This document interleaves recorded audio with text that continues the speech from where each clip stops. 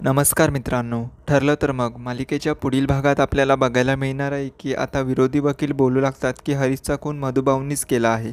मागच्या वेळेस हरीशने मधुकर पाटील विरुद्ध साक्ष दिली होती. याचाच राग डोक्यात ठेवून मधुकर पाटीलने त्यांचा खून केला आहे.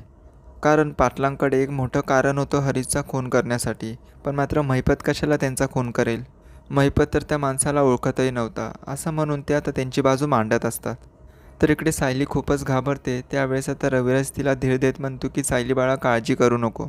आपली बाजू सत्याची आहे. सत्य जरी लवकर आलं नाही पण मात्र सत्य कोणालाही लपवता येत नाही. आणि तुझा माझ्यावर विश्वास आहे ना? मी आणि अर्जुन मिळून हे सगळं सत्य लवकरच कोर्टासमोर आणणार. आता तर मला असं वाटू लागले की मधुभाऊंनी विलासचा खून केला नाही आहे तर साक्षीच अपराधी आहे. पण तू काही काळजी करू नको, माझी तुम्हा दोघांना पूर्ण साथ असेल. तर रविराजचे हे शब्द आता सायलीला खूपच छान वाटतात.